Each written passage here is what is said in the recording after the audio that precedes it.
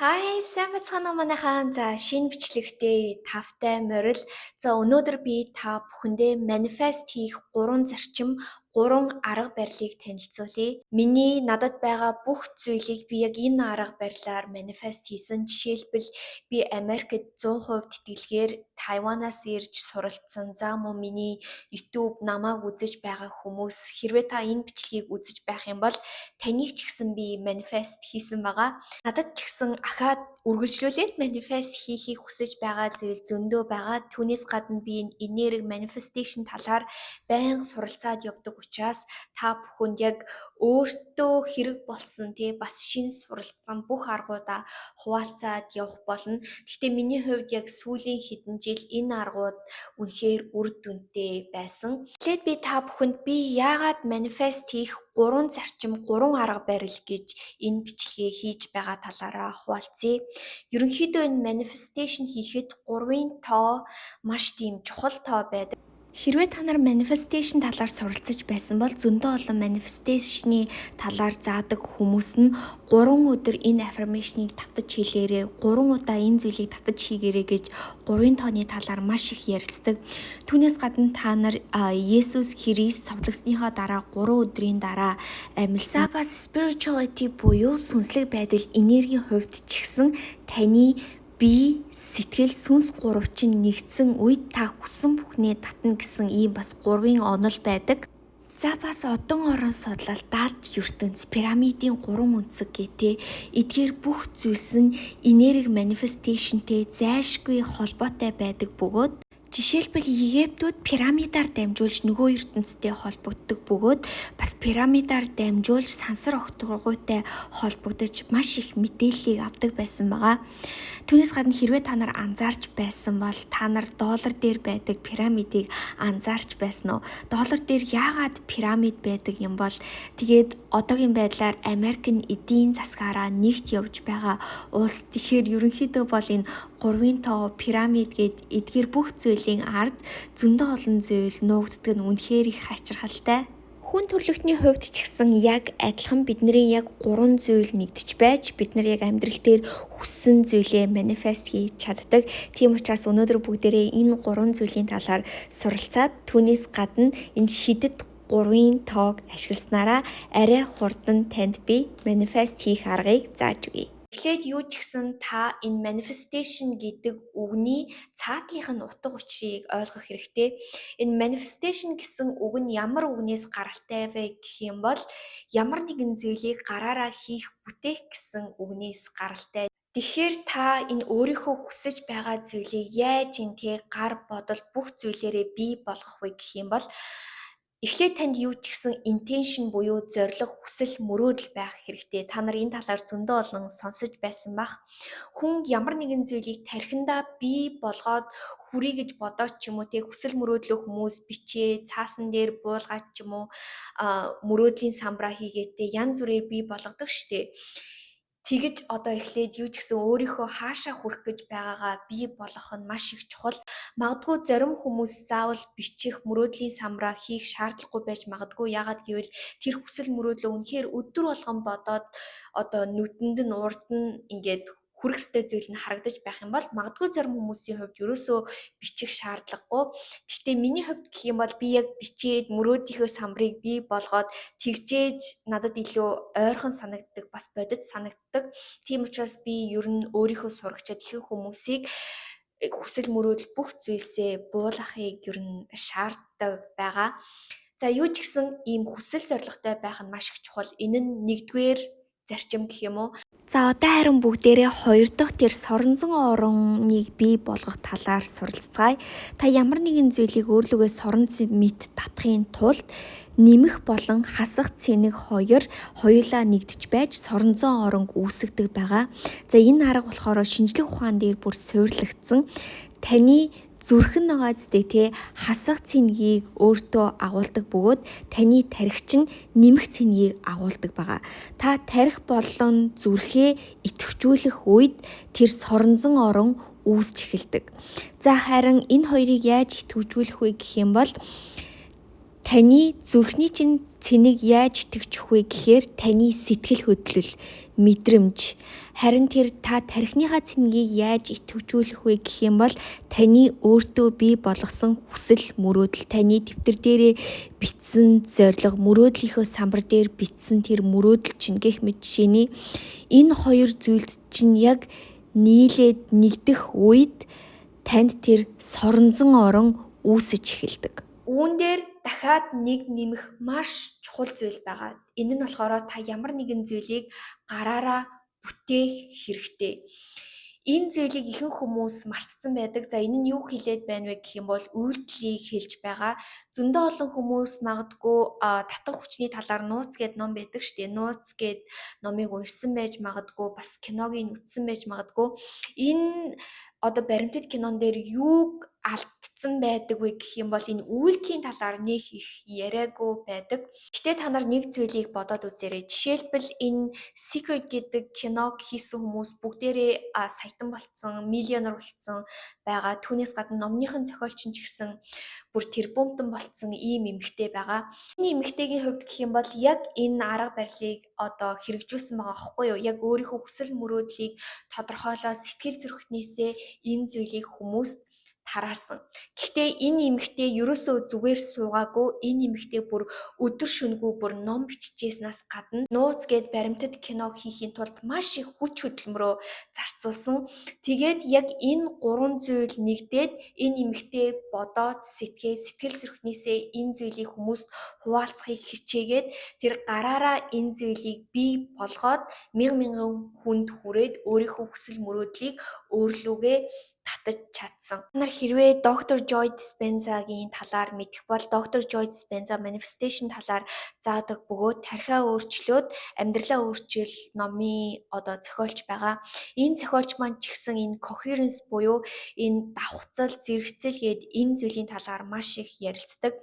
Таны бодож байгаа бодол, таны зүрхнээсээ гаргаж байгаа энэ мэдрэмж, таны хийж байгаа үйлдэл, энэ бүх зүйл чинь зэрэгцэх үед та өөрийгөө эдгэж чадна, өөрийнхөө хүссэн бүх зүйлийг татаж чадна гэд энэ талаар айгүй их ярьдаг. Logically ч гэсэн бодоод үзэж болно. Үнэхээр яг manifest хийгээд те өөрийнхөө хүссэн зүйлийг татах гэж байгаа хүмүүс нь ерөөсөө тийм зүгээр суудаг хүмүүс байдгүй. Хэрвээ та яг нэг зүйлд хүрэхийг хүсэж байгаа гэж бодно штэ. Хэрвээ тэгээд та тэр зүйлийг авцсан байна гэд тэр мэдрэмжийг авцсан бол энэ нь надад боломжтой юм байна гэд бодсон учраас түүнийхээ төлөө та ямар нэгэн угаасаа үйлдэл хийн. Би нэг жишээ авъя. Би вебсайтаа бий болгоод явж байгаа. Хэрвээ би тэр мэдрэмжийг авцсан те миний вебсайтаар дамжуулаад мянган хүмүүс энэ вебсайт руу орж ирнэ. Энэ вебсайтыг хэрэглэнэ гэж бодох юм бол би вебсайтаа бий болгоод кодоо бичээд явж байхдаа илүү урам зоригтойгоор ажиллаад тэр зүйлдээ хамаг хүч хөдөлмөрөө өгөн тийм үү. Хэрвээ би энэ вебсайтыг би болгосон ч болгоогүй ч хүмүүс үзэхгүй дээ, ингэхгүй дээ, тэхгүй дээ гэж сөрөг бодолтой ерөөсөө тэр мэдрэмжийг авч чадахгүй байх юм бол би цаанаасаа тэр зүйлийг зүгээр л хийхийг хүсэхгүй. Та нарын хувьд ч гэсэн яг тийм биз дээ. Хэрвээ нэг хүн чи 7 хоног үнэхээр шаргуу ажиллаж ах би чамд 100 сая төгрөг өгье гэвэл чи тэр ажлыг яаж хийх бол бүр хамаг хүч хөдөлмөрөө шахаж хийн штэ. Хэрвээ өөр хүн 7 хоног надад үнгүй ажиллаад өгчих гэх юм бол чи тэр ажлыг яаж хийх бол бараг л хийхгүй бах гэж бодож байна. Тийм учраас энэ сэтгэл хөдлөл мөрөөдлөө бий болгох зүгээр л мөрөөдөх гэдэг энэ зүйлс ер нь л бол маш чухал байгаа. Гэхдээ энэ мөрөөдлөө дэмжих заавал чиний ямар нэгэн тэр үйлдэл гараа оролцуулсан ямар нэгэн зүйл бий болох хэрэгтэй. Энэ нь чи өөрийн гэсэн тэр урлаг ямар нэгэн гайхалтай зүйлийг энэ бүх өөрийнхөө энэ бие эрхтэнгээр энэ хорвоо ертөнц дээр бүтээж ин гэсэн. Миний мөрөөдөл хүсэл зорилго чинь яг ямар хүсэл зорилго вэ гэдгээс бас шалтгааллах байгаа.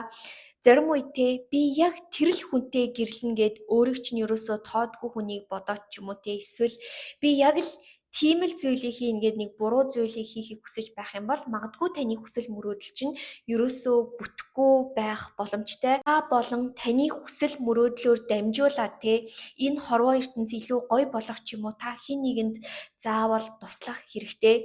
За энэ дээр дахиад бидний 3 зарчим маань орж ирж эхэлж байгаа. Хэрвээ та энэ хүсэл зорилгодоо хүрсэн бол танаар дамжуулаад юу гоё болох вэ? Та хэнд туслах вэ гэдгээ сайн бодож үзэх хэрэгтэй.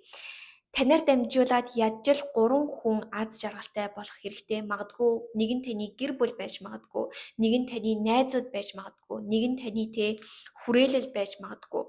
Та энэ хүсэл мөрөөдлөө бий болгосноор дамжуулаад хэр их олон хүн тэр үр бүтээмжийг авах вэ? Энэ талаараа бодоод бас заавал бичээрэй.